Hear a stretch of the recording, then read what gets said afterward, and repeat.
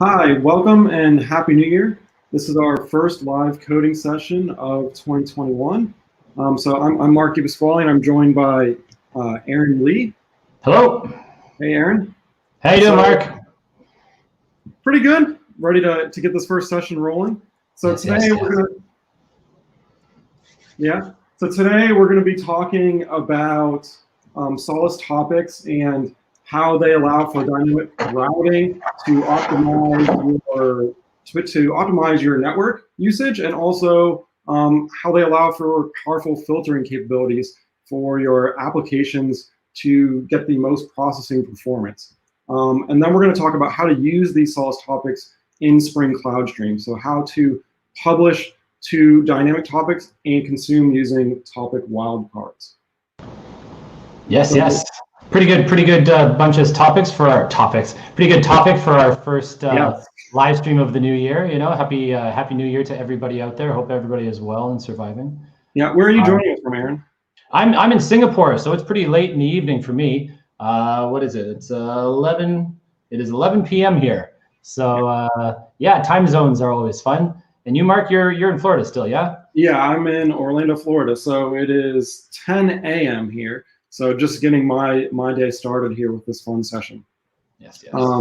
So just a little bit from an agenda perspective, we're going to go ahead and Aaron's going to present Solace topics. We always get a ton of questions around topics and how our hierarchies work, how to use the wildcards, best practices around topic design. So Aaron's going to dive into that. It's one of our most popular things when we have developer workshops and stuff.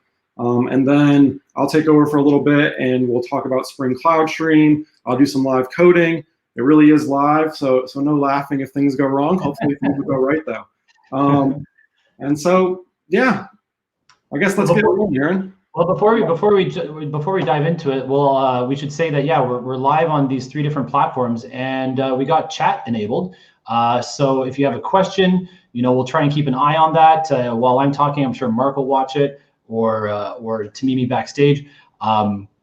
If you have a question, please ask, and we'll try and answer it here live on air. And if it's for some reason something that we can't dig into in enough detail, head over to Solace Community. Solace.community is the place to go for all of your Solace Q&A, and we can go into more details on things there. So just a bit of housekeeping. I don't know. Anything else before I? Yeah, no, very good point. Definitely, anybody that's joining us today, head over to solace.community. This is our community site. So on this site, you can see upcoming events, such as the event that you're currently watching. But you can see, like, Aaron is doing an office hours on January 20th, targeted at the Europe time zone, and then on January 27th, there's another one. So you can see all of our upcoming events over here. We also have this community forum where you can ask questions, answer questions, and learn more about what's going on with Solace technology or others in the community. So definitely check this out and join the community and get to know folks that work at Solace and folks maybe that are at other organizations using a similar technology to you. So, Aaron, did you want to? No, I think it's a pretty good intro there. So I'm ready to start driving. I think you're still sharing your screen there, Marc. You want to do a switcheroo? There we go. All right. Hopefully this goes well. I couldn't find my Ethernet dongle, so I'm on Wi-Fi. So please let me know if I'm getting dropout or anything. I'm a little concerned. So okay. As Marc said at the top of the show, I'm going to be talking about Solace topics, about Solace dynamic topics, topic hierarchy design. I got a few demos thrown in here just to keep things interesting. So hopefully this is news to some of the people that are out there. Okay, so let's get into it. Let's make sure this works. Click. Right, before we even just talk about Solace topics, let's just make sure we know exactly what a topic is. It's actually really a concept. It's actually, there's no technical definition of a topic. It's a concept as part of the publish subscribe communication pattern, right? Where you have publishers sending messages, subscribers who want to receive messages. These can be events, these can be data, this can be command and control. And there you use a topic to route the event. So as a publisher sends a message, it'll send it to a topic, and consumers or subscribers who want to receive those events, those messages, will subscribe to a topic. So how topics are actually implemented is kind of a broker specific thing, right? This is where there's often a lot of confusion when comparing Solace to Rabbit or to MQ or to Kafka or other technologies that have the word topic. They're implemented in different ways. So we're going to talk about how Solace does topics. Okay. So what is a topic? Well, it's a string. Here are some examples. Maybe these are not the best topics, but your topic could just be topic, alerts, payments. These are topics, but they can be so much more in Solace. And part of the reason for that is because Solace topics in Solace are not configured on the broker. You do not go log into the broker and create a topic as a kind of a destination or an object that you are sending messages to. Topics are defined by the publisher at publish time. So essentially inside my code, I say, open a connection, connect, create a publisher object, I create a message object, I fill out the payload, and when I say send, I specify the topic that I'm sending to right there. Topics usually are metadata of the message. You use properties of the message to populate the topic.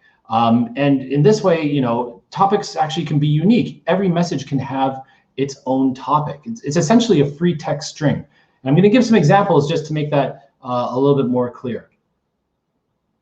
Now, topics in Solace are hierarchical. There's actually multiple levels delimited by a /. And you can think of each level as actually a variable or maybe an enum derived from the data contained within the message. Maybe it's the application name, maybe it's the location, maybe it's the, the publisher ID, for example. Variables, every level is a variable. And you have to think that, it describes the contents of the message. Sometimes there's also routing information or maybe some kind of static information in there, but usually it describes what's inside the message. Now you have to keep in mind that because Solace uses the topics to do routing, in the publish subscribe pattern, Solace is a topic routing broker. That it's the topic that defines how granular, how fine-grained or coarse-grained your routing and filtering capabilities can be for your data. Okay, so let's look at some examples. These are not necessarily best practices, but they are meant to be more illustrative of how topics look in Solace. So if you're working for an investment bank and you have a foreign exchange trading platform, this could be an example of what your topic might look like, right? Level 1 might be the application name. FX Stream is my application name. Level 2 could be the venue that I'm publishing from, the data center. Is it New York? Is it London? Level 3 could be the specific feed handler that's publishing this data. It might be multiple publishers. The type of quote it might be. Is it real time? Is it delayed? That could be a level. Even the currency pair, like for this particular quote, that could be part of the topic hierarchy, rather than just being contained inside the message body. Another example is talk about a payments platform. So maybe you have, again, the application could be level 1, debit or credit, the type of message or transaction could be level 2, the bank ID that this message is destined for could be level 3, maybe a transaction number for this particular message could be a level, or maybe even the store ID where this particular point of sale terminal is located, right? I tap my card to pay for a stick of gum or a candy bar. The store that this machine is located in could be part of the topic. One more example, you have a IoT connected vehicles architecture, right? Let's have buses. We have some buses driving around. Again, level 1 could be the application name. Doesn't always have to be the application name, just these examples have that. Level 2 could be the type of message. Is it a GPS update? Level 3 could be the individual bus number. Level 4 could be the route number. And then level 5 and level 6, you could even have the latitude and longitude as part of the topic string. And so I hope that just really shows you how dynamic topics can be, right? Every time this bus is moving along, you know, it's moving locations. Every time it publishes an update, you know, every 5 seconds or so, another GPS update to let its location be updated, it has different latitude and longitude. So these numbers are constantly changing. So every time you publish a message to a topic, that topic can be specified kind of dynamically right there in the code. People that are familiar with MQTT as a protocol, topics behave in very, very similar ways. It's a free text string. You know, it actually uses a slash as a delimiter. It's multi-level as well. And yeah, you do not have to define or configure topics on the broker like you do with Kafka, for example. So it gives you much more flexibility in the topic definition. Now, I actually have 2 slides here from a customer. It's a banking customer, and this is what they started building as their topic taxonomy, right? So as they basically were like looking to standardize their topic space, their topic hierarchy across their business, they wanted to make sure that there were some standards, some rules that were kind of being followed.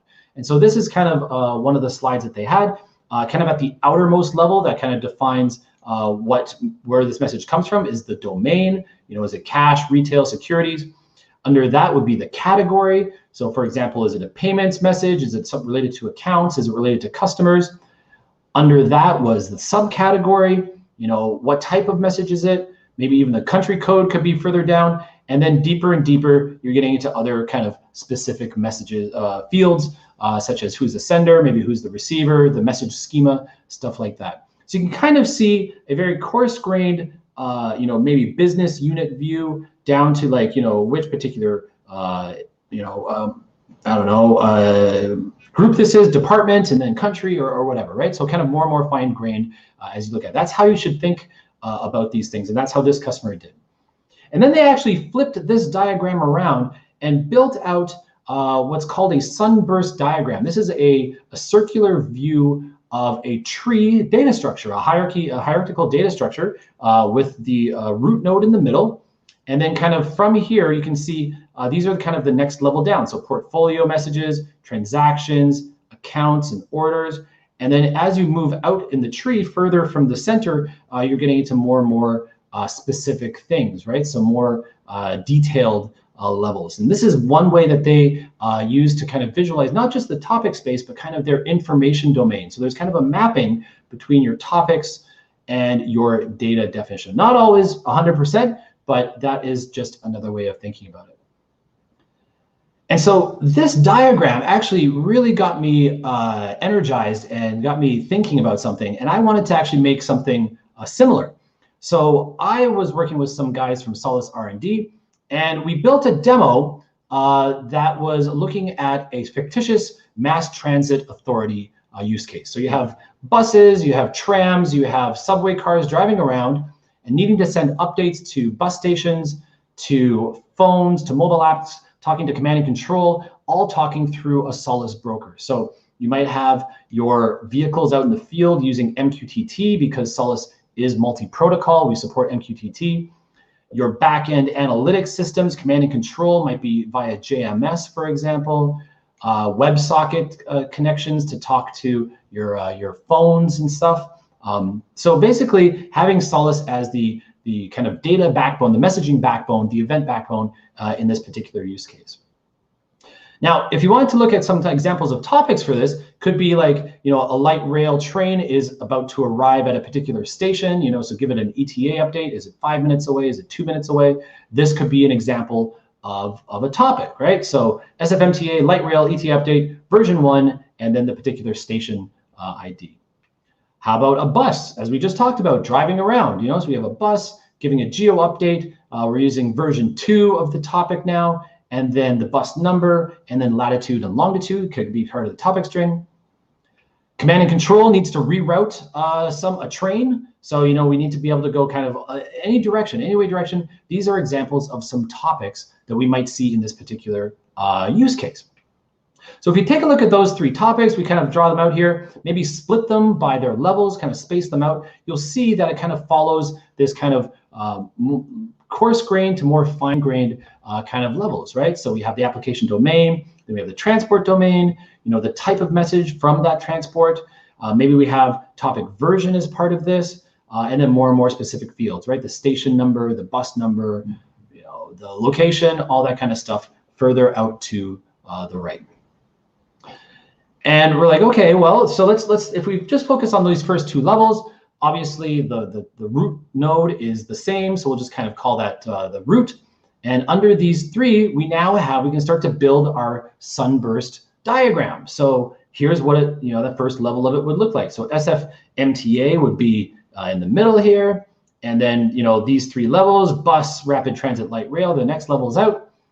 And then what was next? It was the the domain. Next domain, like what type of message was it? A geo message, an ETA update, a notice message, an alert message. That would be the next ring, the next set of nodes, I guess, as you walk down this tree.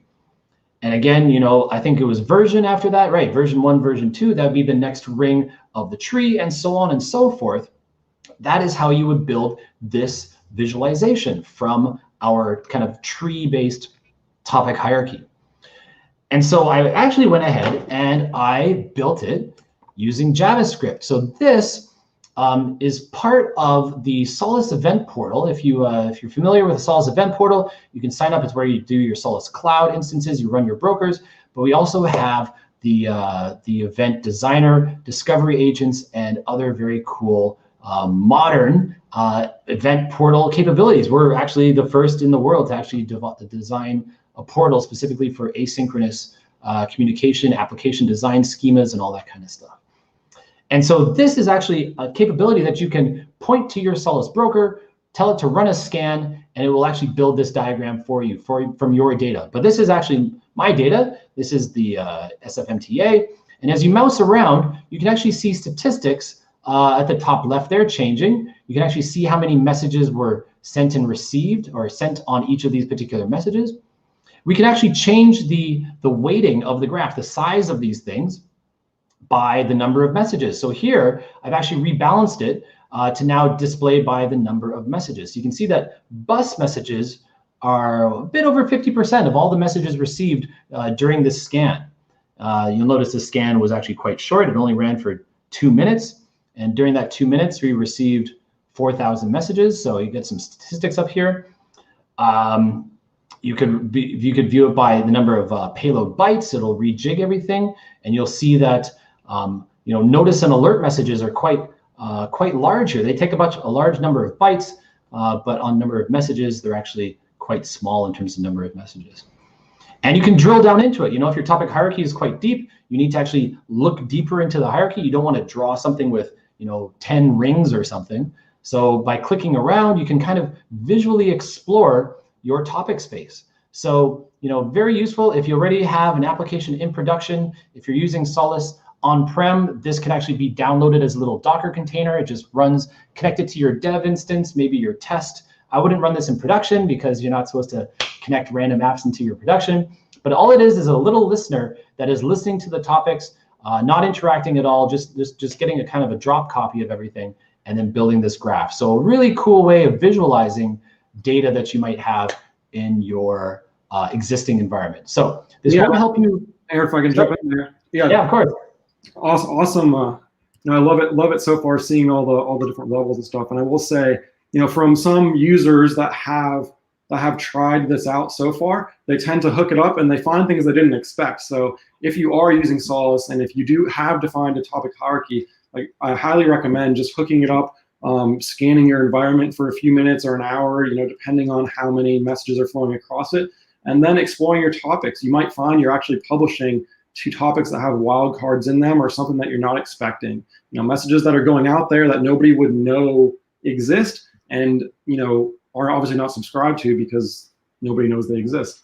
Also, Aaron, one of the things that you talked about is going from less specific to more specific in the hierarchy, but is there any other guidelines, or where would somebody find, how they could kind of design a better topic. Oh, don't worry. We're gonna get into that. There's still a ways to go here. Okay, So cool.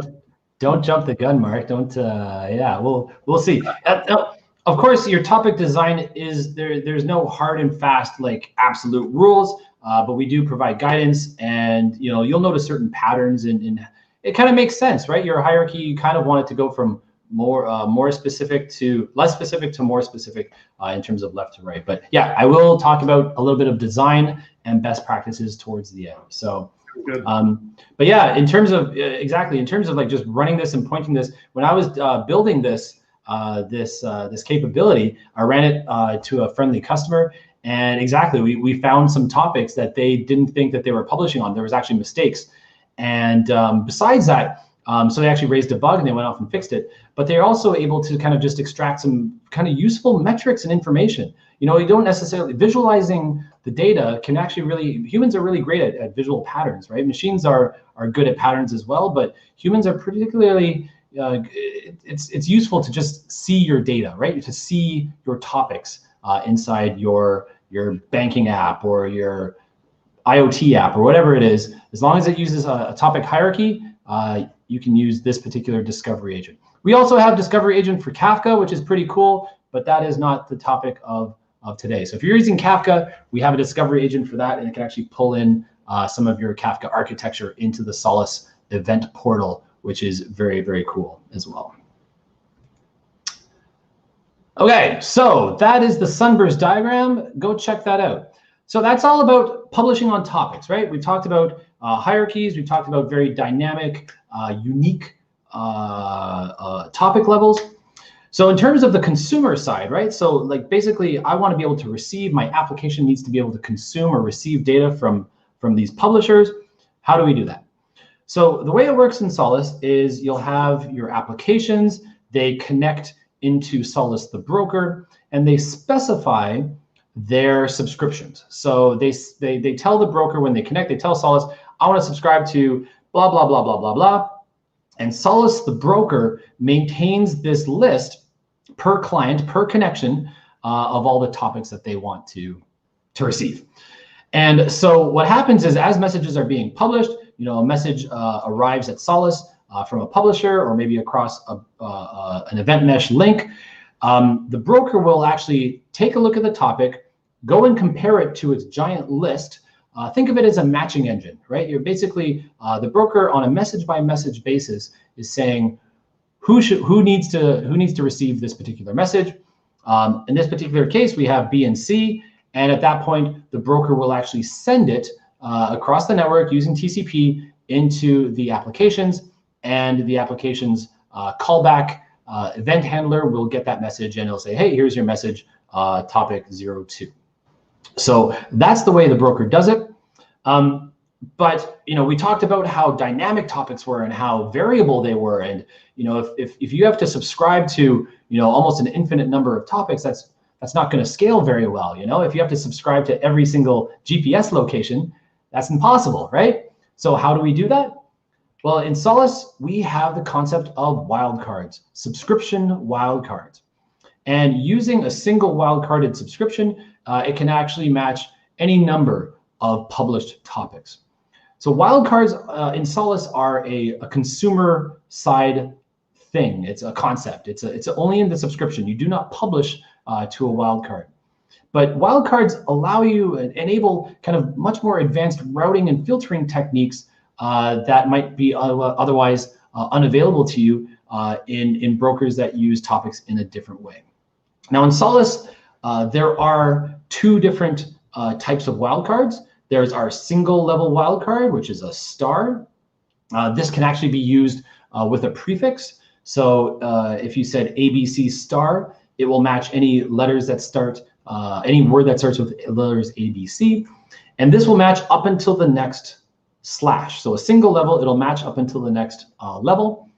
And then our multi-level wildcard, the greater than sign, this occurs at the end of the topic subscription. So this essentially says one or more levels. So as long as you have matched up to this part, if you have a greater than, then no matter what comes after, no matter how long your topic is or how variable it is, we'll match it with this multi-level wildcard. And if you're familiar, again, with MQTT, there are 2 wildcards in MQTT, plus and hash. And they're not quite the same as Solace, but they're close enough. Details are on our website, or come ask us in the Solace community. But these more or less correspond to the MQTT wildcards, plus, which is single level, and hash, which is the multi-level wildcard. So subscriptions. Let's take a look at our 3 examples to kind of see how subscriptions and wildcards can really help us in terms of routing and filtering to our consuming client. So our FX trading platform, it was 6 or 7 levels deep. Let's say that we wanted a consumer that was basically capturing all data that was coming out of New York data center. If I just say everything that starts with these 2 levels and then put a greater than, that says no matter what comes after here, as long as the first 2 levels are FX Stream NY4, this subscription will match, and that consumer will get a copy of all of that data. Really great for, kind of just maybe an audit purpose, right? You just want to capture everything that's coming out of that data center. Using the single level wildcard, we could put a star at the venue and the feed handler. So we're essentially saying, no matter where we are globally, I want to look for real-time spot quotes of the euro versus anything. So kind of a wacky subscription here, but really being able to very powerfully express what we're looking for as part of our topic data. So it doesn't matter if it's being published in New York or London or Tokyo, as long as it matches these levels that are defined, the wildcards will just match anything else on those other levels that we don't really care about. So a more interesting example there. The next generation payments platform.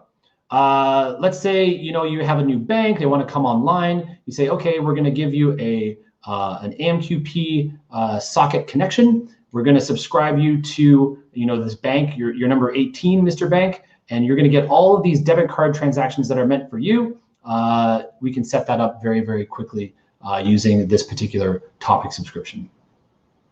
Or you want to listen to credit card transactions for card numbers that begin with this. If it was card numbers as one of the levels rather than transaction number, probably not the best practice there to put the card number in the topic. But this would allow you to kind of listen for specific card numbers coming out of this particular store, as an example, right? Kind of a strange example, but. And the last one, our bus use case. I want to listen to all data from route number 95. So the route is 95. Everything else I put wildcards on, so it doesn't matter what type of message or which bus number or the latitude and longitude. I don't care. As long as it has 95, starts with 95, I want to receive that message. That could be that subscription there. And our final one example here is, this is a bit weird. So how about GPS updates? Doesn't matter which bus or route number, put some stars there. But now I'm going to actually use the wildcards with my latitude and longitude. So I'm going to say 45.3 star. This will actually match from 45.300 all the way up to 45.3999. It's not doing arithmetic. It's still just doing, alphanumeric pattern matching, right? So as long as it starts with 45.3, it'll match. And same for the latitude, right? So this is essentially defining this subscription, this text description is actually defining an area. This area is actually in Ottawa, in Canada, which is where Solace is headquartered, and it's where I'm from. Solace is somewhere around here, I think, and my mom lives somewhere around here. Anyway, so this particular subscription will match buses as they drive through this. So if this is our bus publishing away, you'll notice that the topic would match, and that essentially means that the bus is actually inside this area.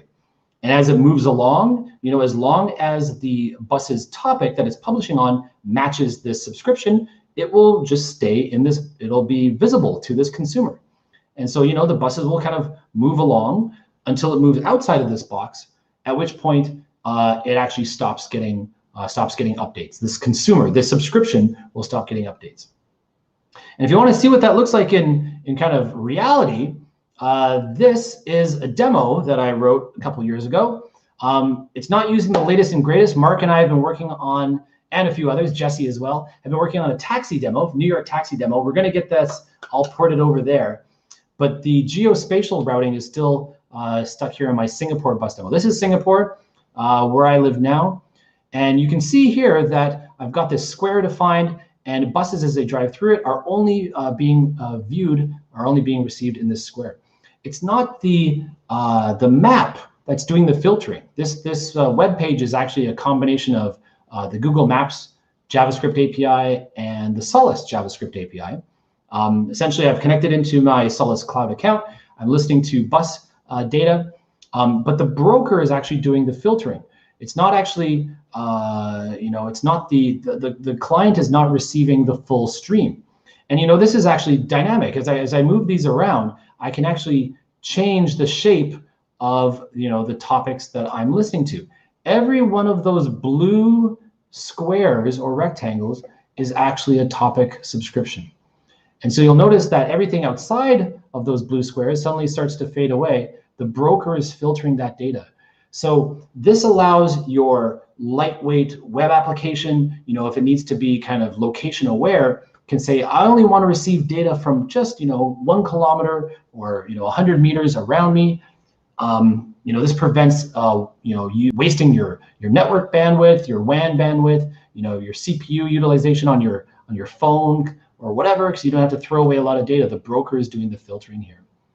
So that's a really powerful, also a bit of a unusual use case. People don't usually use Solace to do geospatial filtering, but it's just proof of how powerful topics and hierarchical topics and our wildcard capabilities can be. You can filter by bus, you can filter by route number, or you can filter by location. And if I get rid of the filter, you'll see that suddenly I start to get the full feed there. Anyway, so that's a bit of a demo. Now, if we're going to talk quickly about best practices before I hand it over to Mark, let's kind of recap, right? So what are the benefits of a well thought out topic hierarchy, a topic taxonomy? It's via the topics and the subscriptions to them that the broker does its routing and filtering. So, having a well-defined topic taxonomy allows you to be very, specific about how you want to route and filter and govern the data that is being sent from applications to applications, from cloud to cloud, from on-prem to off-prem, wherever. It's by using the topics and how specific you want to be. By having this kind of well-defined topic taxonomy, it allows you to be very specific about, fine-grained about what you want to receive. You could put a greater than at the very beginning if you just want to receive all of the data in the world that's being published on your Solace broker, or you can be very, very, very specific about what type of data. And one thing, something there, Aaron, is how does that work in an event mesh where you have multiple brokers kind of connected together, right? I think that's one key thing that you haven't touched on. Yeah, that's right. I mean, I haven't really talked about event mesh as an architectural capability that Solace has, spanning between different clouds, between on-prem and off-prem. A lot of old school Solace people might still think of, when they publish in Solace, they're publishing to queues. They have this very kind of queue-based mentality. No, it's all via topics and topic routing. So with an event mesh, when you're using pub/sub as your communication style and you're publishing on topics, the event mesh will allow you to essentially run your apps wherever you want and have the data get routed to wherever you want just by these topics. So if I have an event mesh going between my data center, on-prem data center and AWS, for example, and I want to fire up some machine learning applications in AWS, I subscribe them to my AWS Solace broker, my local broker in the cloud. I specify what my topic subscription is or topic subscriptions, and these can be either persistent, guaranteed messaging, or direct messaging, or non-persistent. And the data will just start to flow across the event mesh automatically, dynamically. The whole concept of the event mesh is dynamic routing between different locations. and it uses topics and subscriptions and wildcards to do that. So yeah, very, very powerful, and you can control, you know, the data that you want to be able to send between different locations. And on top of that, I mean, we didn't talk about ACLs really, but every client in Solace, every connection has an access control list associated with it.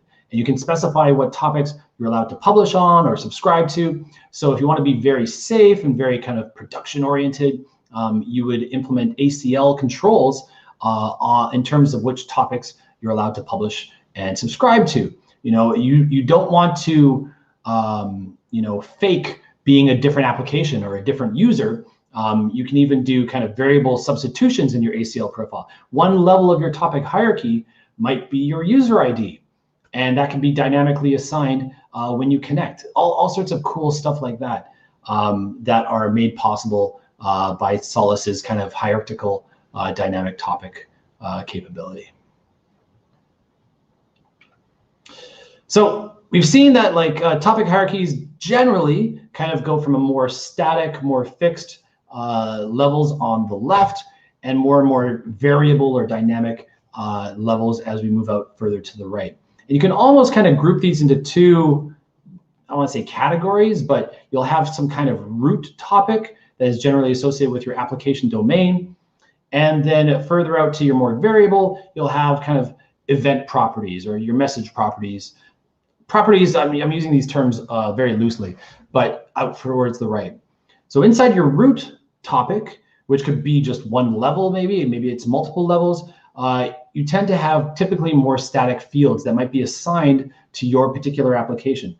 That banking customer that I talked about earlier, you know, when a new application team wants to onboard onto the Solace event mesh, there is a process in terms of you know, what is your root topic for this application, and the kind of the centralized Solace team will kind of say, all right, if you want to play nice with everybody else, the first 3 or 4 levels is kind of defined for this particular application, which allows them to do kind of more global routing, enterprise-wide routing of the data.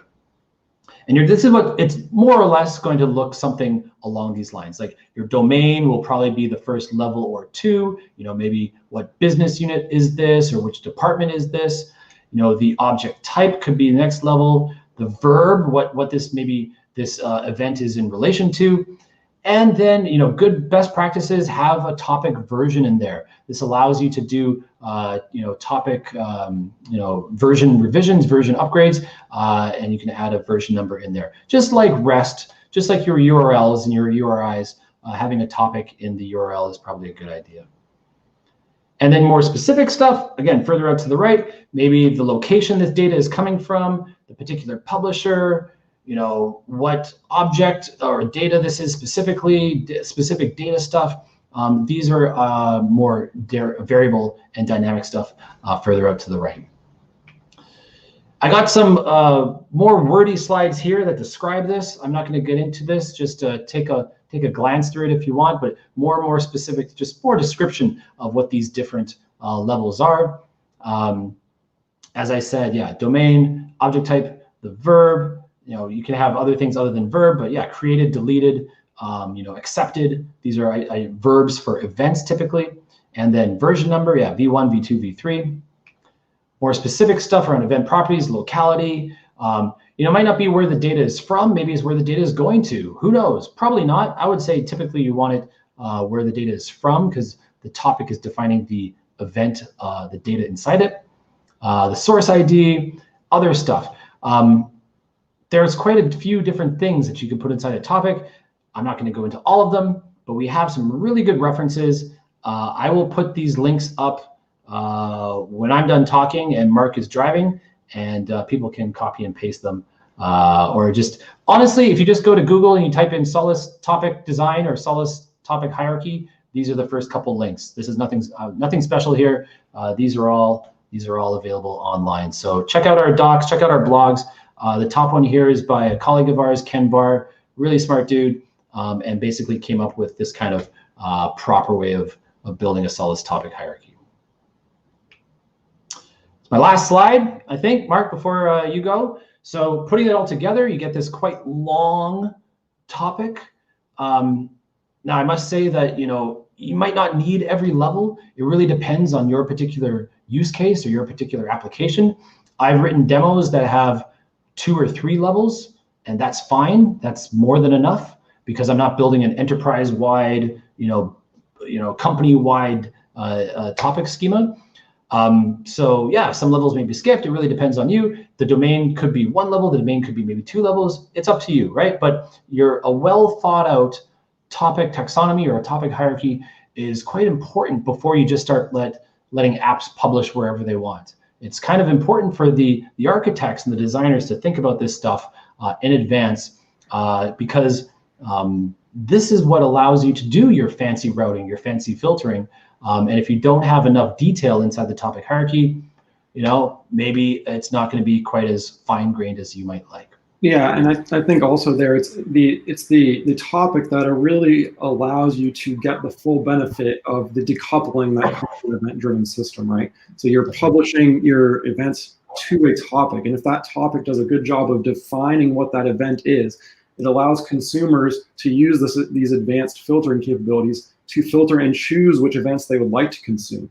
Not only the consumer that maybe is being developed concurrently with your publisher right now, but also 2 years from now, when it's a different developer trying to figure out what events are flowing across the mesh. If you have a topic that defines exactly what your events are, it makes it easier for her to figure out what events are available to consume in her app. And so it's really super important to allow for that decoupling and flexibility that an event-driven system provides. Exactly. Yes. There's so many benefits to a well thought out topic hierarchy, right?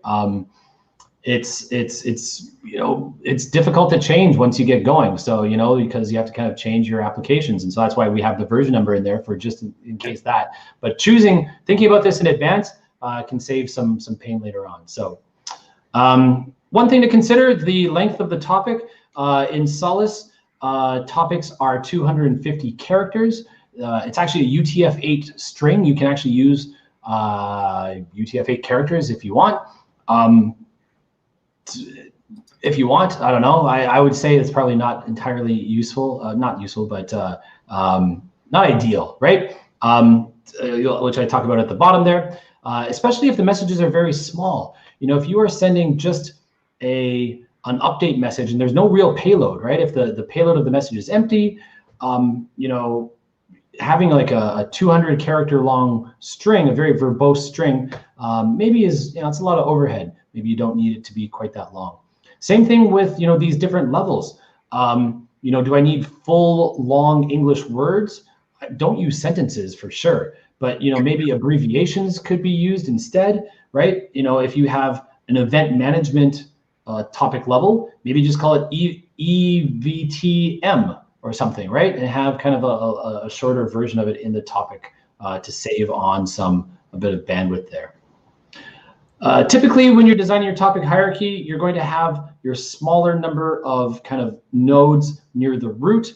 And as you move towards the leaves, as you move further down inside your topic hierarchy, that's where you get the more variability. That's where you're going to have more branches or leaves towards out the end. But as you move up towards the root, typically you're going to have a smaller number, right? The domain, for example, there might only be 5 or 10 different things at the root level. You're not going to put some random character at the root level and have thousands or tens of thousands of different root nodes. That would be just wacky. Yeah, we got a comment from Marco on YouTube here. I'll throw it up on the screen there. So he said it reminds him a little bit of the API REST patterns for URIs, like his example there. And so yeah, I'd say it's very similar, right? And actually, our REST messaging capabilities transform the URI, into the topic under the covers, right? So you can route between, when we do protocol translation, from REST to MQTT or SMF, which is Solace message format, or if you're using JMS or AMQP as an example. Yep, they look very similar. I mean, even URIs have slashes between them. Marc's exactly right. We do have REST messaging capabilities to go from our event-driven, messaging to the REST world. But one thing that is maybe a bit different is, REST is heavily used in microservice architectures. The service in microservice lends itself to, you're calling a service. It's service-oriented architecture. And so typically your URI is defining a service that you're calling. Whereas in event-driven architectures, your topic is usually not defining a service, but usually defining the data, the contents of the message, the event that has occurred. And so, it's not quite exactly the same, but it is very similar. They're kind of not opposites, but symmetrical, I guess. I don't know. But I hope you get what I mean, Marc, or am I just rambling? I don't know. Yeah, no, it's similar. I mean, I think what you're trying to say, at the end of the day, like REST, you have one client calling a server, right? And it's usually synchronous, right? One request, one reply.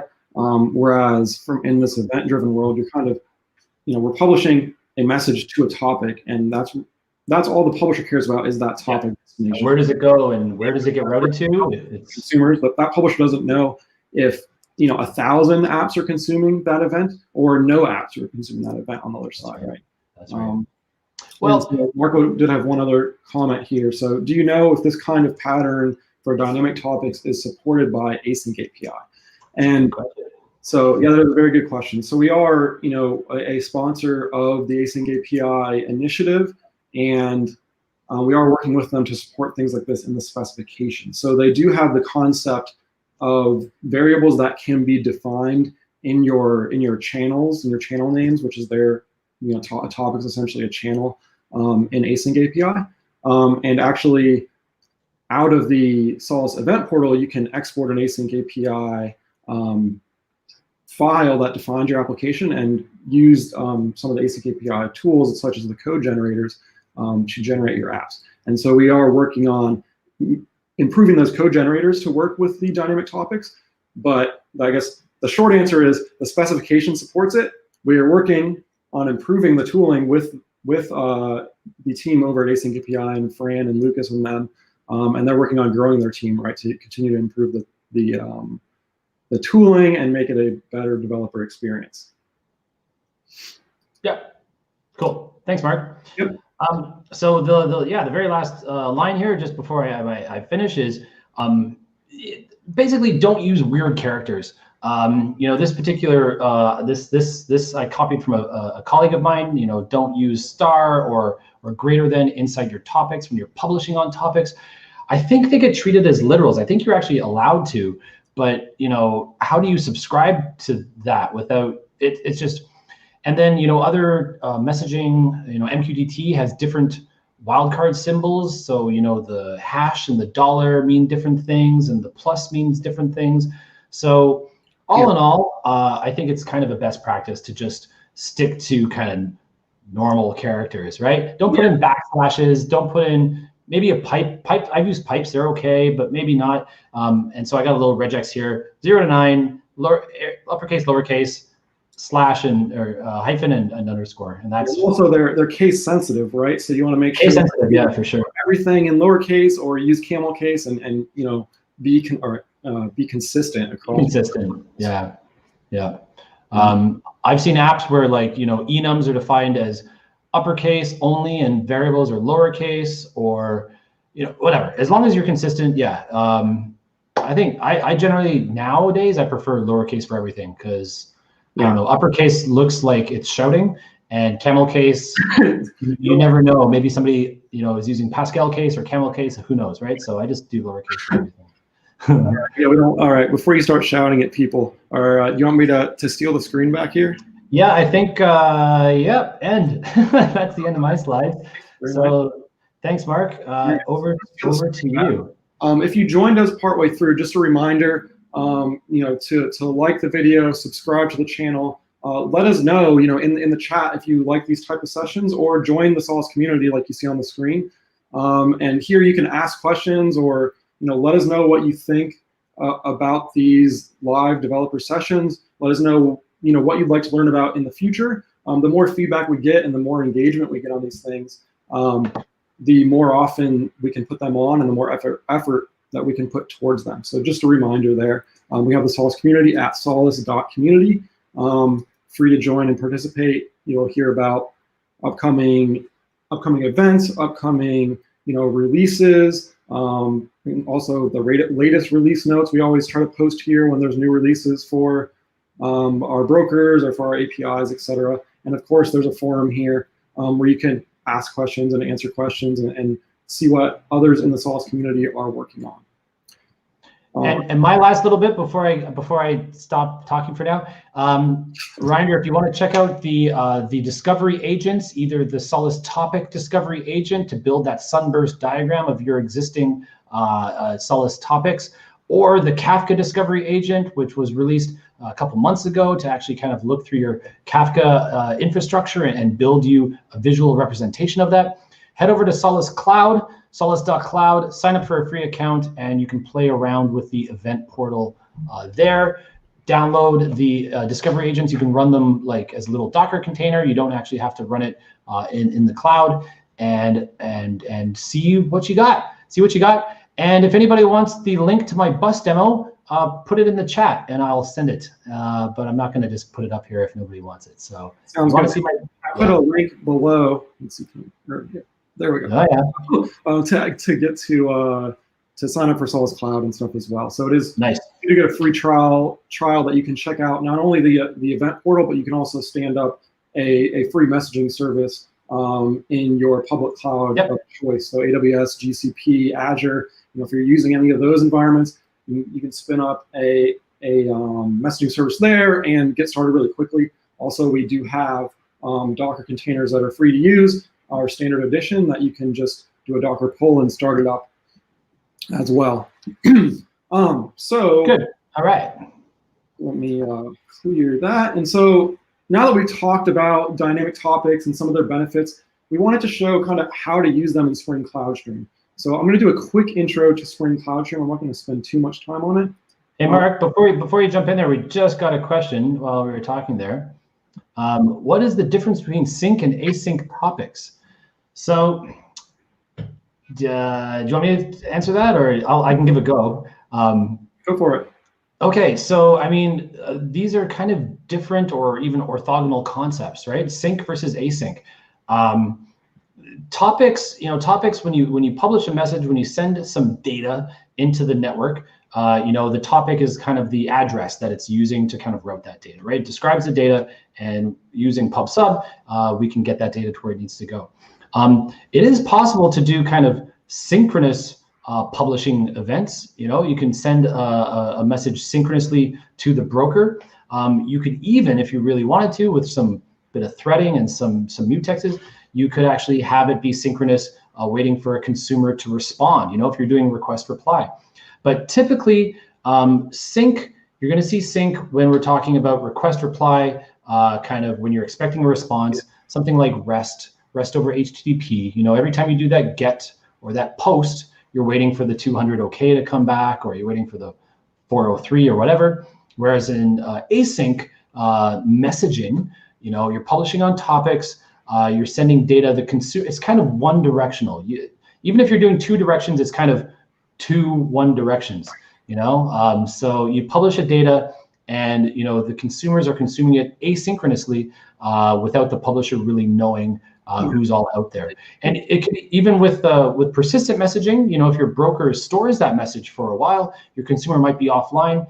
You've decoupled your producers and consumers, even in terms of time, right? You might consume something that happened 20 minutes ago. And so it's more the difference between kind of RESTful blocking protocols like HTTP, and kind of asynchronous pub/sub oriented protocols like WebSockets and stuff like that. And I would say from a topic perspective, there's not really a difference from a Solace perspective, right? Like a topic in Solace is just a header in a message that defines where the broker or the event mesh will route that message to. So it's really, the sync and async is really just a difference in the communication patterns between your applications. Good question, though. Thank you. Yeah, all right. Thank you for the question. All right, so let me throw my screen back up there. So I'm going to talk a little bit about Spring CloudStream.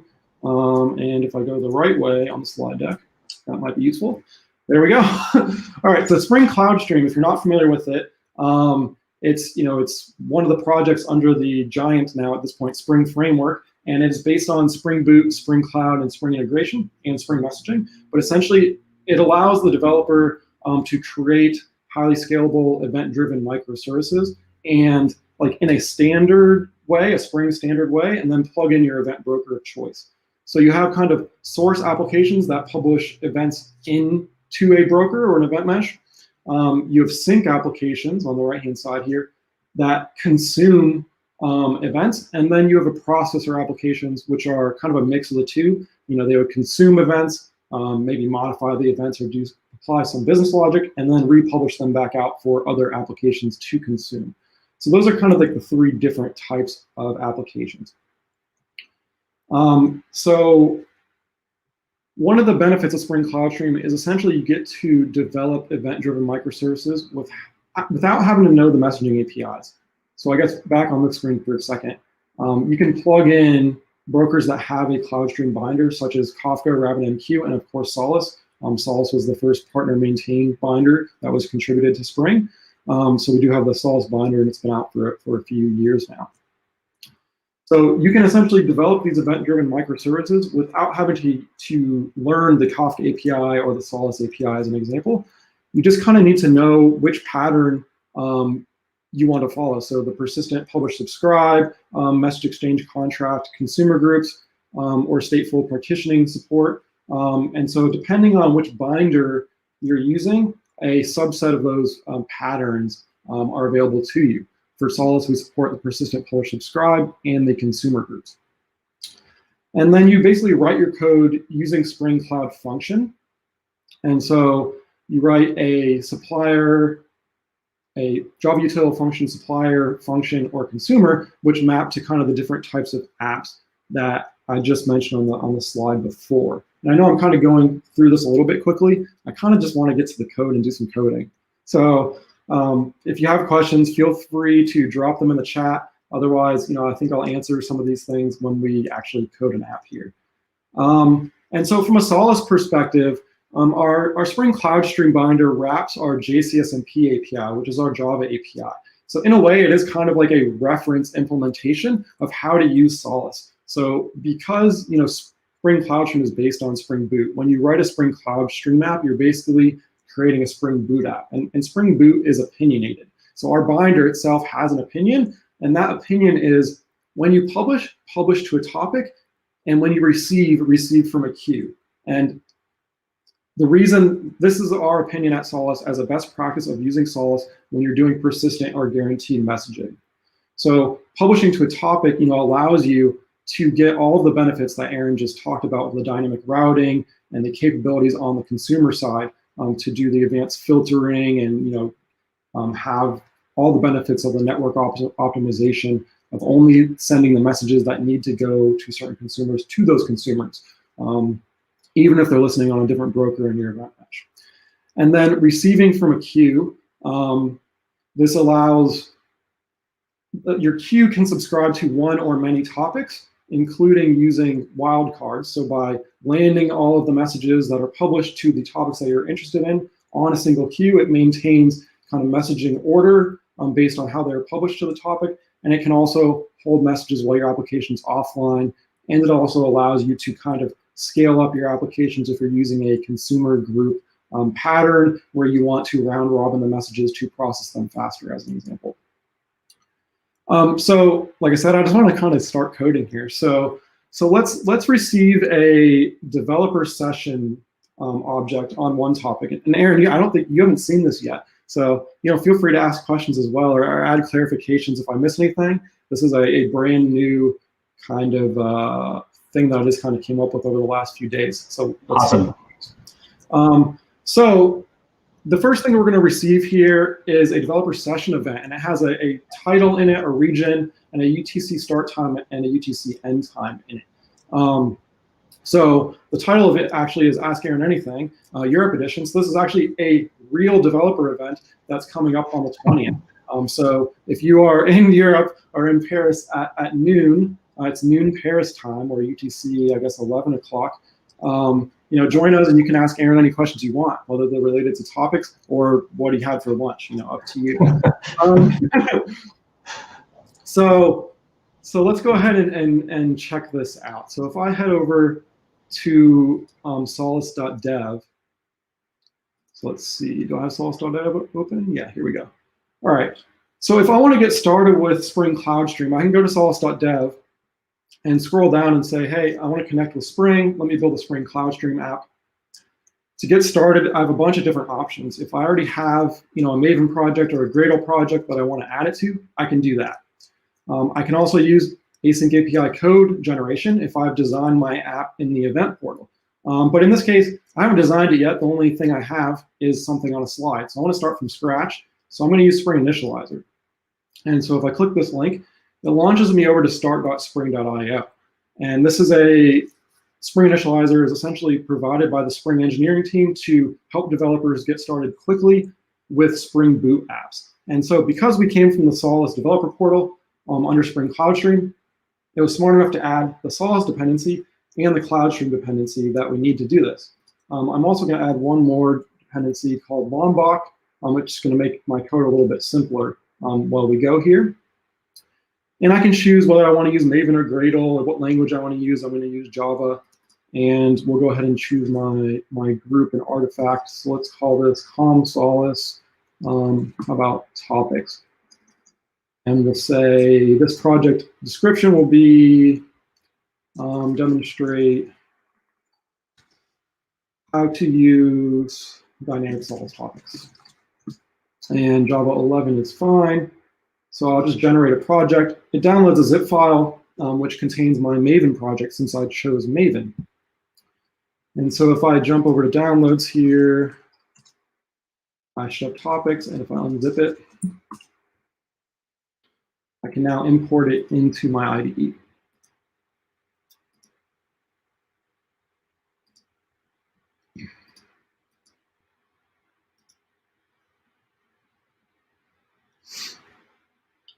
So once this imports and builds, I will open it up here.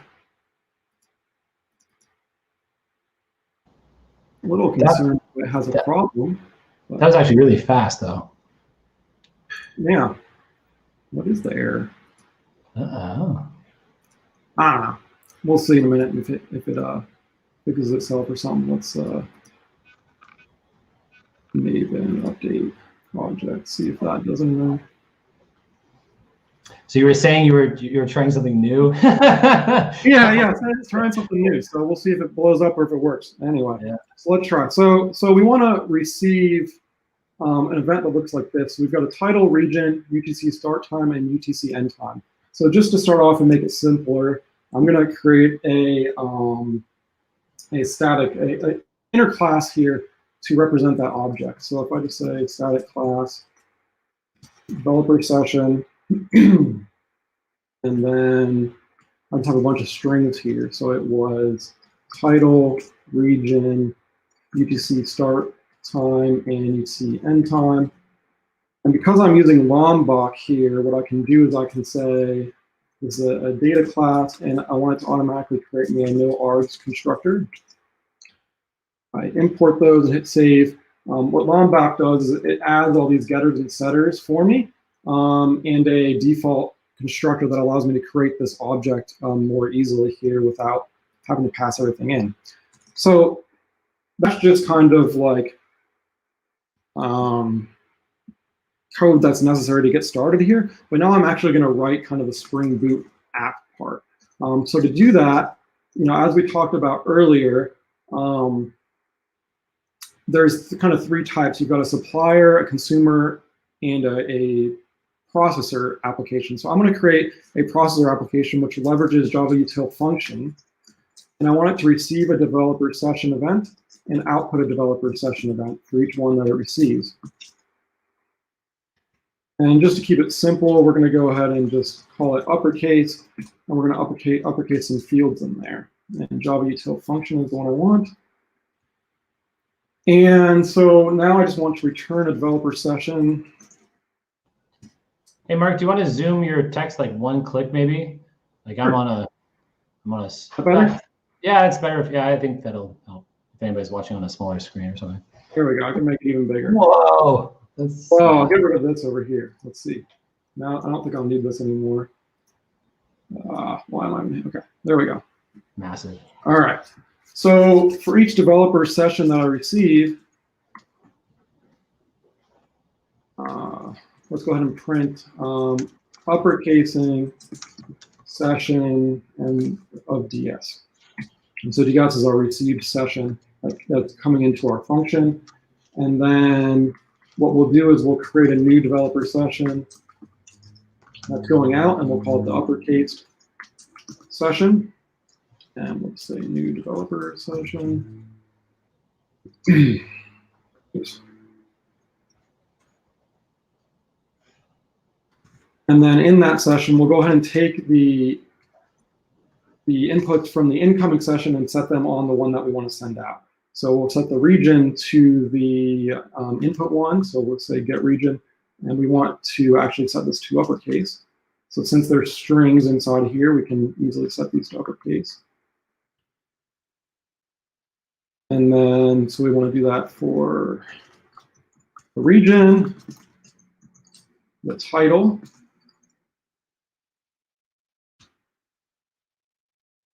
and lastly, what else do we have? We've got a start time and an end time. So the times don't have strings in them, so I'm just going to get them directly.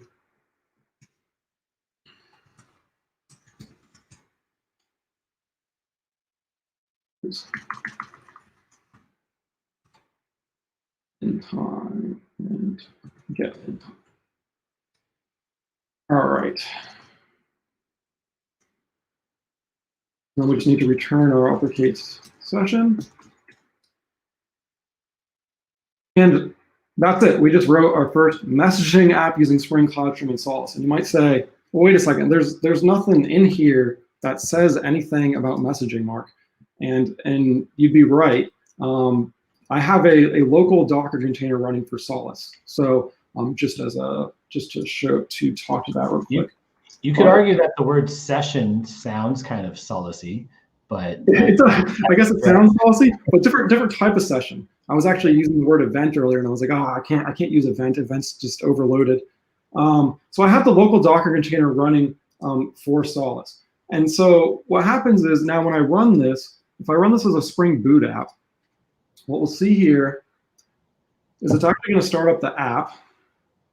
And because we created our Maven file with the Solace, with Spring, CloudStream, and Solace, it's smart enough to say like, hey, I have Spring CloudStream as a dependency. I have this this bean, which is a functional interface here. So it wants to receive events of developer session and output events of developer session. I'm using that POJA. And so it finds a binder. In this case, it finds the Solace binder because that's what we included. And it automatically registers some message channels here, which kind of map to the Solace topics. And so because our function name is uppercase right here, it creates an uppercase in 0 and an uppercase out 0. So if I actually log into my PubSub+ manager of my local Docker container, so this is kind of the UI that allows you to manage or mess with your Solace instance. But this would totally work in the cloud too, right? If someone was using Solace Cloud. Yeah, exactly. So a Docker container is at localhost 8080 in Solace Cloud. You can go into the Cloud Console and do the same thing. I'm just using Docker because it has the default connectivity information, and I don't have to put that in. Yeah, easy. So in here, we have this try me tool, and it allows me to connect a publisher and connect a subscriber.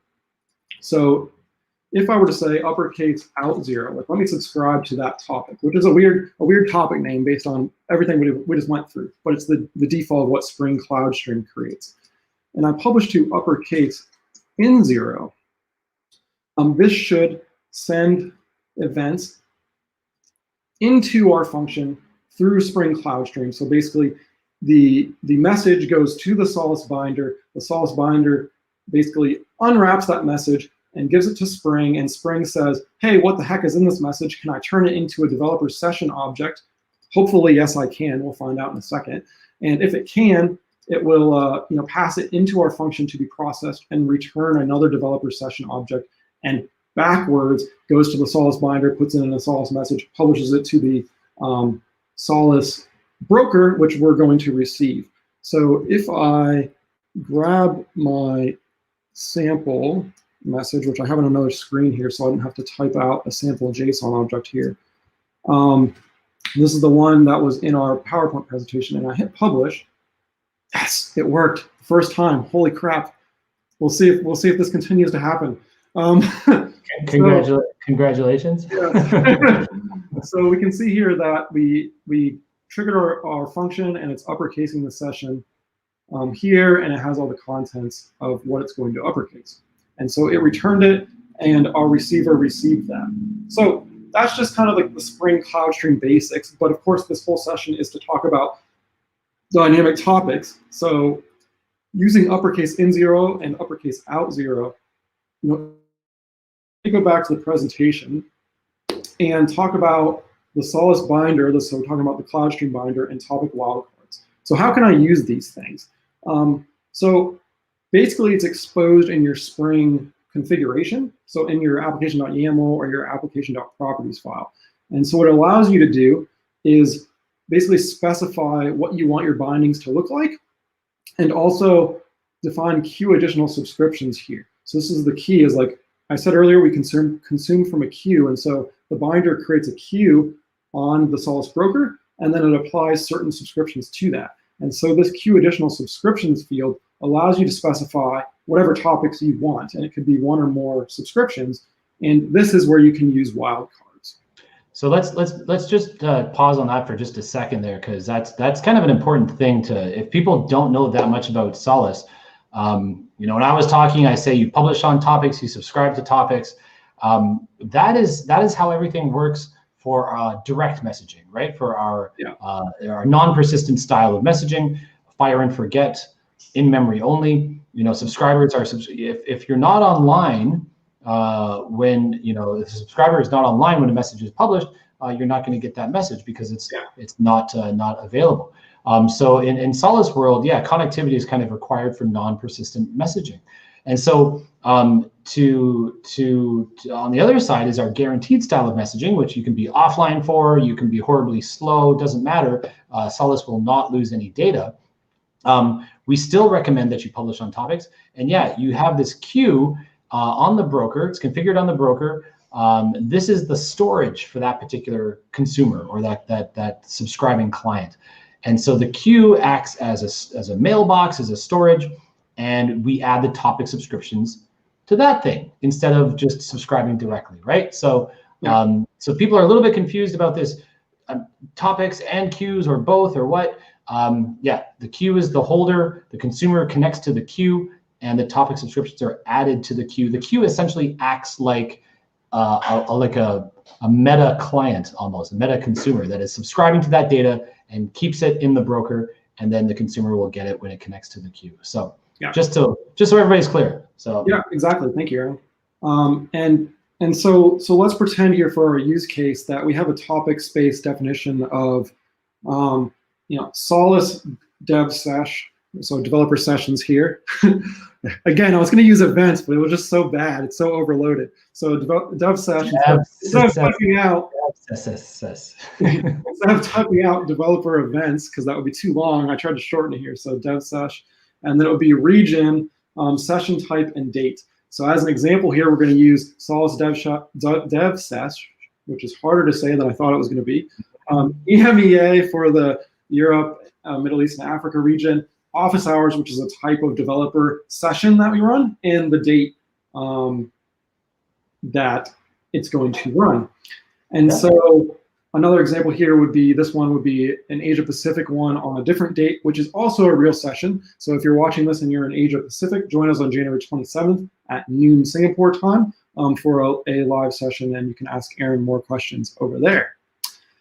So if we wanted to get all the developer sessions in the Asia Pacific region, we could do something like Solace dev sesh /APAC /greater-than, and this greater than sign again is a multi-level wildcard that doesn't care what the session type or what date the session is on. And as another example here, you could have a topic subscription that gets all office hours events in January in any region. So we used an asterisk here at the region level, and also as part of the last level. So I was able to specify 2020-01. Oh, I just realized I did 2021. Yeah. Okay. All right. That's actually, I haven't seen this slide before, Mark. That's actually another very cool use of the topic, the prefix wildcard, right? You can have a date, and this is essentially saying anything that's in that month now. We're being more specific about what we want. Yeah, exactly. By specifying that first part of the string. I thought you'd like this slide. I do like this slide. Yep. All right. So we had a few sample messages here. So again, what we'll do is update our app to use these dynamic topics, and then we'll use these sample messages to test it out. So we've got Solace dev/EMEA. All right, so let's code this up. Right. So how do we do this? Let me stop my app. And so if I go now to the application.properties file, you know what? I want to deal with YAML, so I'm just going to convert this to YAML real quick. It's empty, so it's just changing the file name.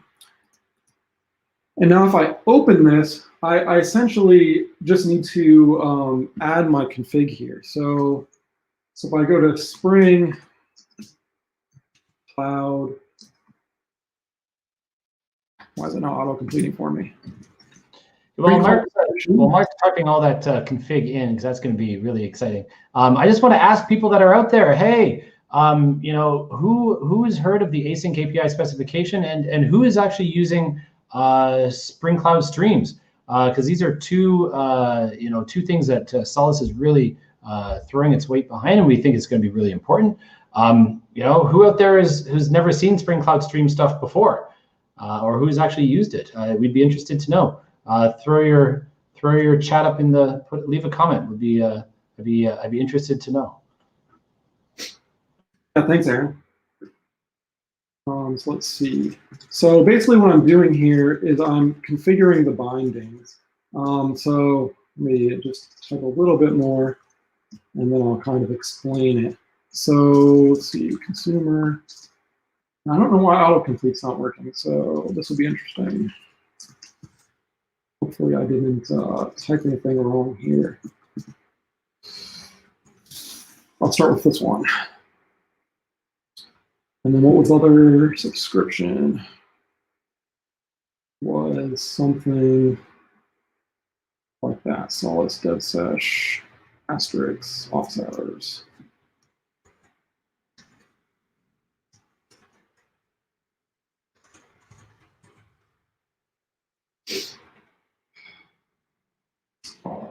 Right? Yeah. Let me make it correct. Let's do 2021. Yeah, I was going to say, is your publisher already publishing on 2020? Nope. Definitely not. All right. All right. So, well, I guess let's see here. Can this guy start up? Still concerning to me that it has an error on it. And it's not showing up here. Oh, wait, there's a. Oh, there's something.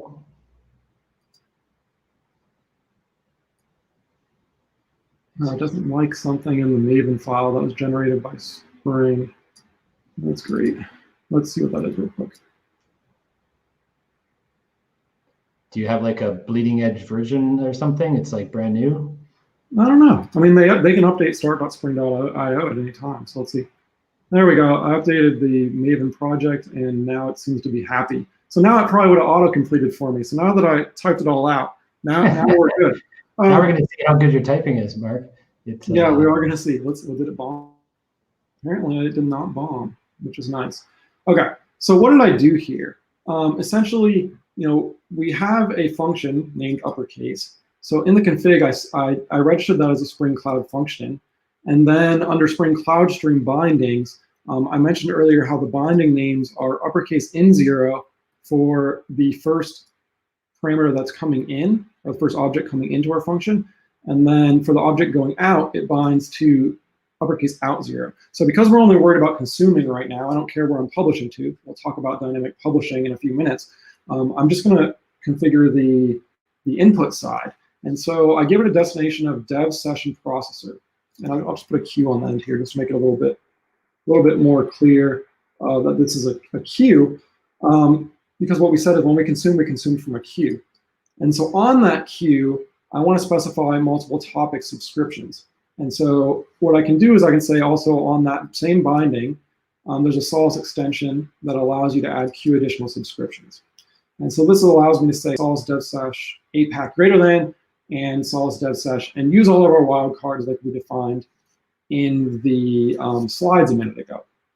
So this is running, so let's see if it actually works. Okay, so the combination of two different topic subscriptions there, yeah. you know, obviously if you have something that's APAC and something that's office hours, it will match both subscriptions, right? So you're going to get 2 copies of that message then? No, the Solace broker is smart enough to only give you 1 copy, so you can have overlapping subscriptions, and the broker will only deliver you the message once. Thank goodness, that's good. Yeah. All right, so if I go back over here, instead of publishing to uppercase N0, I'm going to actually publish to the real topic that I had in the slide there. So Solace, and let me fix the year. Dev sesh, yeah, Europe office hours. So if I publish this, let's clear everything out.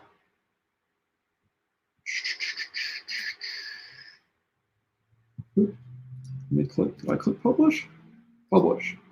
So it does say sent, so what happened? I love live demos. You have to, yeah. Something always goes wrong. APAC. So it's not going to match this one because I published to Europe. Solace dev sesh star office hours 2021-01. So this should be Solace dev sesh EMEA office hours. Zoom in.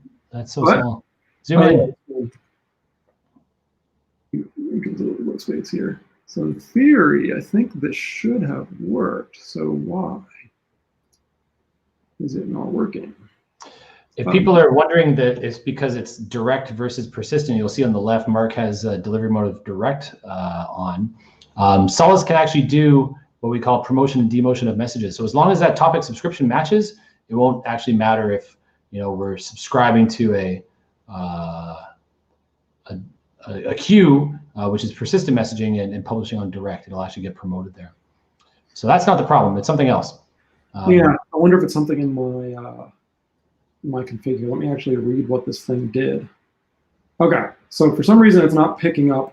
So we can see here that it subscribed to the queue to 1 subscription. And actually, well, I can show that in the pub support. Yeah, we can actually go and take a look. This would be standard Solace debugging, right? It's like, where's the message? First thing to do is it on the queue? Did it actually make it there? So this is by default, because we didn't define using a consumer group, the CloudStream binder creates a temporary queue. So if I click on the temporary queue, that's why it has this crazy name, and as part of the name it says uppercase N0. And then it subscribes to just uppercase N0 here. So something is wrong with my configuration in that it's not picking up the queue additional subscriptions. So what do I have wrong? Subscription. String function definition, uppercase, string cloud stream bindings. Let me just make sure if I were to, now that I can actually,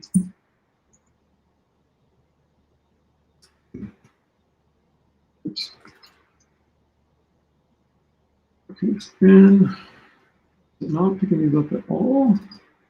Why is my error back? Let me stop this guy for a second.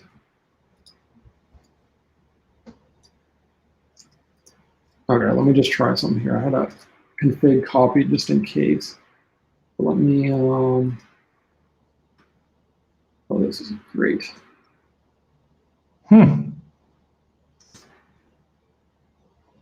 Auto indent, yes.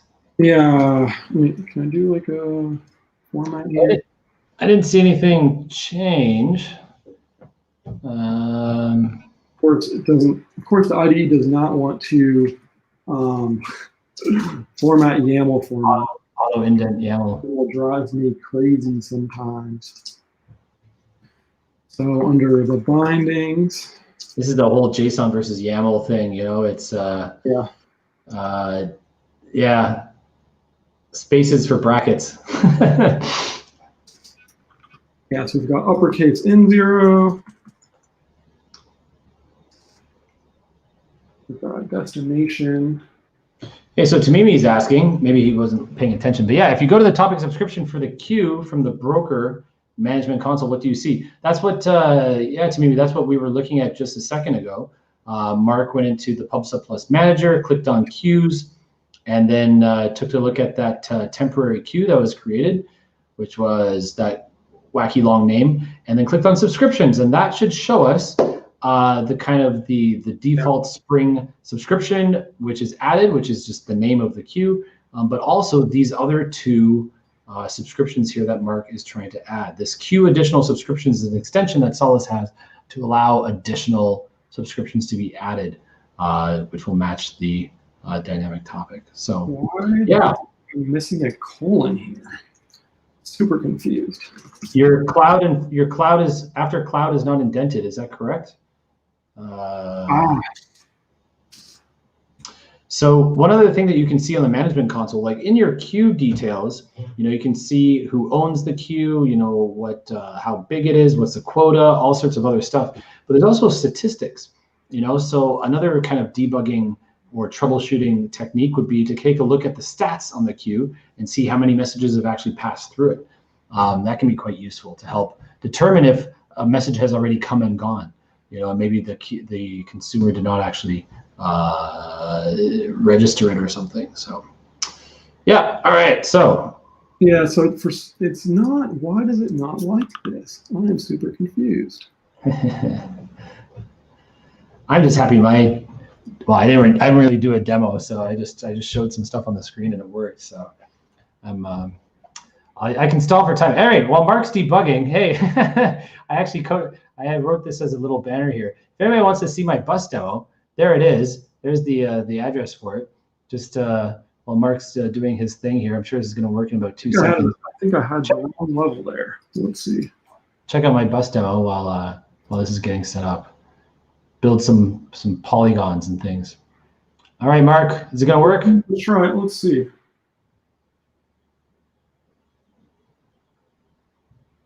Interesting. So I do not know why it doesn't like this. Spring cloud function definition. All right, let me try something here. If I just say spring.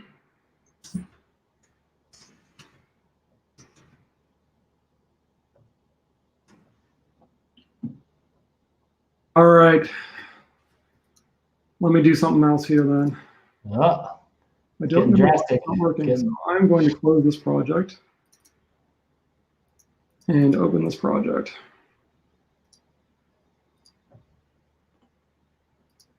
And this is why I need to switch from Eclipse to IntelliJ, because it's driving me nuts. Okay, so let's see if this guy works. I think I basically have the same thing here from when I tested it previously. So let me copy, we'll comment these guys out real quick. All right, so we still have our same function here. It's still called uppercase. And then in our application.yaml, I'm going to take out, we don't need these guys. And so, and this is extra stuff here. So in theory, this guy should work. Yep, looks about right. So we still have the same wildcards. I have the 2020 there though, so let me fix that in a second. Fingers crossed. All right, so we can see now that is properly subscribing the queue. 3 different subscriptions. Let's go and verify that in the so we can see show what to me when we're showing that. Switch this to 2021 real quick. Save the app and restart it. There must have been like one small word or something. Yeah, I don't know. With YAML, who knows what's going on in there. I'll go figure that out later painfully. All right, so if I click here on the temporary queue that was created and go to subscriptions, we now see the 3 subscriptions that are available. Very nice, very nice. All right, so we've got our everything under APAC and everything in January, no matter what region or no matter what type of events it is. No, you have you're not using the wildcard on the end of your date one, but it doesn't really matter. I mean, shouldn't matter, but if you want to be correct, to be clear to beautiful design. Beautiful. Yeah. We'll restart that app. People might have noticed there is 2 queues actually there, 2 temporary queues. Temporary queues in Solace will disappear 60 seconds after the lifetime of the client. Yes, now there's Now we three. have 3. So the other, you can tell which one is the correct one because the middle one has one consumer bound to it. Yeah. Yeah, the other ones will disappear about 60 seconds after that client disconnects. Now, if I go back here and try, Fingers crossed. Office hours 2020, 2021, January 20th. Now, if I publish this, it should work. Okay. Yeah. So we received it on uppercase out here, which is what we expected. Title and region are in all uppercase because that's what our function did. So that was consuming, but let's assume I already did these slides. We coded the consumer, but now we want to publish 2 dynamic topics. So there's 2 options to do that using the Solace Spring Cloud Stream Binder. The first is using StreamBridge. So StreamBridge is available as part of the Cloud Stream framework, and you can use it with any binder. And what this allows you to do is just basically auto-inject a StreamBridge object into your function, and then use StreamBridge to send to a binding or send to a channel. So in Solace's case, we send to a topic, and then you say what payload you want to send to. And then the second option is using an extension. Well, it's supported by the framework, but the binder also has to implement. So there's a header called binder headers target destination, and essentially the Solace binder will look at that header if you put it in your message, and it will override the default destination and say, hey, oh, you want to send to that topic? So at the Solace binder level, instead of at the framework level, at the binder level, it will now send the message to that topic. And so the nice thing about this one, and this is probably the way that we'll see most Solace users use this, is that Spring knows nothing about this new dynamic topic. So if you were to use the StreamBridge route, so on the StreamBridge route here, Spring learned about this new channel. It sets some stuff up in the framework. It registers it as an integration channel, which is great for like monitoring things if you're using some of the Spring statistics or JMX and stuff to check it out. But if you're not, nothing is cached if using the Solace binder. Spring doesn't know about it.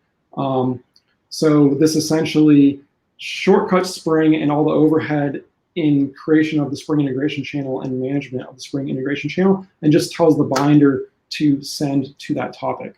So let's assume here now that we want to publish our uppercase developer session events to tech, office hours, and then we'll just say company and date. So let's assume that like this other message stream or stream of events basically includes office hours events that are for more than just Solace, right? So the top level is tech, so we want tech, office hours, and then we want to publish to Solace and the date.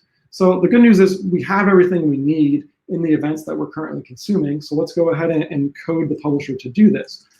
And so if we stop the running app and I go back to my Java file, since I wasted a little bit of time here troubleshooting, I'm going to go ahead and use my pre-created one. So using StreamBridge, how we could do this, right, is we changed. So one thing to note here when using StreamBridge is we're no longer using a function. We're just specifying a consumer function. So Java util function consumer that receives a developer session. And so we receive this developer session object, and off of that, we're creating a new uppercase session. And again, we're getting the start time. And so as part of to publish to a dynamic topic, we need to actually use some business logic to define that topic. So I've defined a topic prefix at the top here. So the topic prefix starts with tech, office hours, Solace. Because I'm processing Solace events, I'm always going to be publishing to the Solace level. This is like your root, the root of the topic, right? They're all going to look the same. Exactly. For this app. They're all going to look the same here. So looking back at the hierarchy that I need to publish to, I need to publish the date. So if I go back now, to get the date, I'm essentially going to read the start time, because the start time object has the date and then a T and then the time. And I'm going to grab the substring of everything from the start of that string and before the T. And so this will give me the actual date, and it will strip off the time. And then using that stream bridge object, I can basically just say send to that topic my uppercased session. And so I didn't have to change anything in the configuration file for this. I can go ahead and just run it.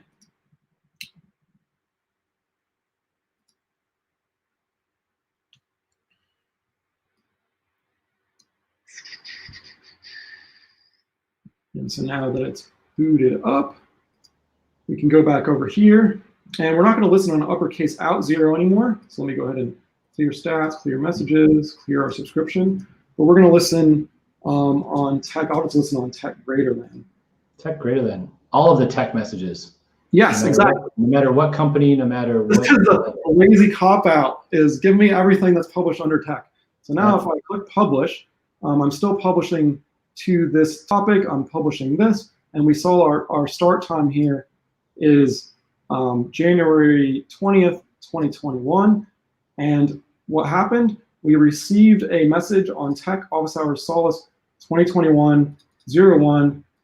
So exactly what we expected here. So we published to that dynamic topic. And of course, our processing still took place, so we uppercased the event. So that's how you'd use it with Stream Bridge. So cool. Now let me show how we would do the same thing using the binder headers feature instead. You have dashes in the topic date rather than before you didn't have dashes. So it's like we were going on about consistency between uppercase and lowercase. It's good to be consistent in your formatting as well. Yeah. For demo purposes, for a demo, yeah, who cares? What is in the incoming message. So obviously you could apply more business logic to kind of manipulate that date, right, to take the dashes out if you wanted to. So to do it with binder headers target destination now, we can go back to using a function. So we have a developer session object coming in from the framework to our function. And on the way out, you'll notice one difference here. And that's that we are actually passing out a message. So this takes away a little bit of the abstraction that Spring Cloud Stream provides, in that now I actually know I'm building a messaging app or I'm sending out a message. But hey, we're also specifying a dynamic topic to send to, which ends up as a message header. So at this point, we kind of know we're doing some messaging. So all this logic stays the same up to here. But essentially, we've got our outbound payload, which holds our uppercase developer session. And now we want to send it to that same topic. So the only thing that differs really from the previous code to this code is we are now creating a message with a payload that consumes, with a payload that is our outbound payload, which is our uppercase developer session. And we're going to set a header. And so on that header, we use the binder headers target destination, and we set it to the topic, and then we hit, and then we build that message, which is returned. So if we hit, even though we're talking about message here and everything, I mean, Spring Cloud Stream Binder, Spring Cloud Stream works with other messaging technologies as well, right? I mean, it's meant to be able to kind of be an abstraction in front of Kafka or in front of Rabbit. There are a couple other ones. Google PubSub, I think, is another one. So maybe not everybody supports the dynamic topic part, but for the most part, your code is completely reusable between these different types. Yeah, exactly. Right. And that's kind of the benefit of Spring Cloud Stream, right? Like if you were using Rabbit as your broker, and then you wrote some of these apps, and you said, hey, you know what? I want that dynamic event mesh thing that Solace provides. You can, in theory, switch out the binder from Rabbit to Solace, and it should just work as long as you weren't doing Rabbit specific things and sticking to what the framework itself provides. Yep. All right. So this is now running, and so this should work out still. So if I publish this, we can see that it was still received and republished back. And just to show that the other subscription works, let me go ahead and publish the APAC event as well. So the Asia Pacific event, which is on January 27th, 2021.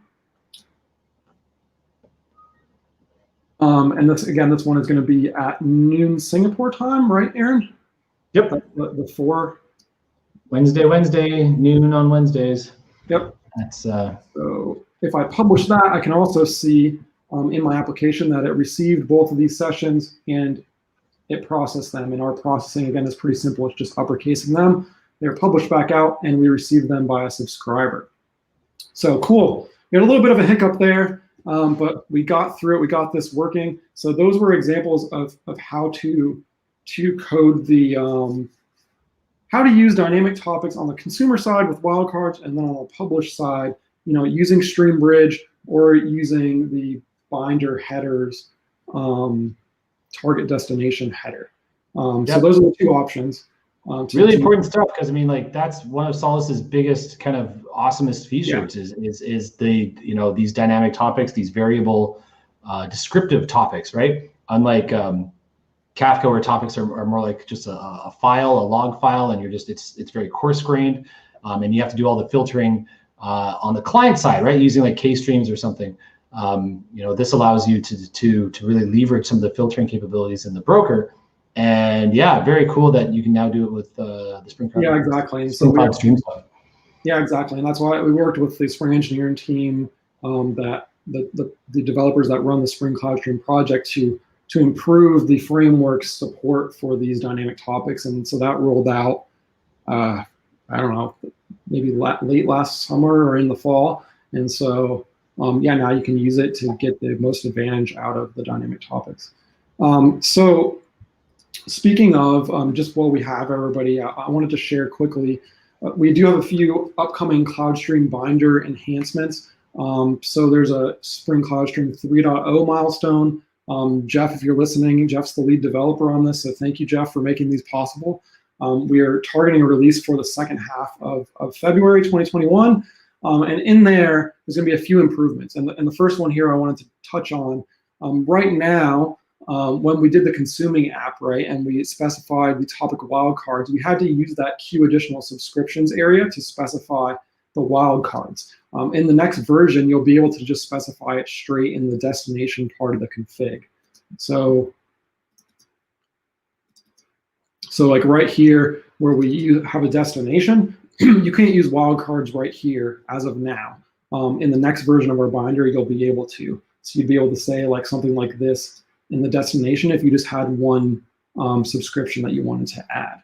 So that will be available in the next version. We're also adding a whole bunch of other powerful features. We're allowing for client acknowledgement, so you can ACK, reject, or requeue things. Or I guess instead of ACK, it should be accept. We're going to expand the consumer error handling options provided, and then a whole bunch of other things. So again, these things are going to be released in the second half of February 2021. If you have any questions, go ahead and head over to the Solace community and let us know. Myself and Aaron and others in Solace, monitor this, and we'll get back to you. Back to your questions, and if you have ideas for improvements to the broker or enhancements to the CloudStream binder, definitely let us know those as well. We're always out here in the community listening for what the community needs and wants in our tooling and technology, and how we can make the experience better. So, Aaron, anything else? I mean, I think, thank you. Hey. Community. Also, if you want to try this out with the CloudStream binder, head over to Solace Code Labs. And at Solace Code Labs, actually, let me find this one in particular. So if I go to codelabs.solace.dev. Your one-stop shop for all things dev tutorials. Yes, dev tutorials. If I filter on Spring here, we've got a handful of code labs, which are step-by-step tutorials to kind of walk you through something. So there's a Spring CloudStream Basics that you can use to get started with a simple app. But then if you go to like the design to code using Event Portal plus Async API, this will actually walk you through how to extend and design an event-driven architecture. And you'll be able to use, as we mentioned earlier, the Async API generator to actually develop a Spring CloudStream app that takes advantage of the different bindings and things like that. And so you can test out wildcards and stuff while you do that. So I just wanted to make sure folks were aware that that is available. Cool. Otherwise, yeah, thank you for joining us. I hope you learned something. Again, please like or subscribe and let us know what you think about these sessions. It allows us to do more and more of these sessions, the more engagement that we get. Yep. Thanks, everybody. Good night from Singapore. I hope you enjoy the rest of your day wherever you are. And almost yeah. From Orlando, I guess it's time for me to go get a bite to eat. So thanks, everybody. Talk to you all later. See you on the next one. All right. Bye-bye.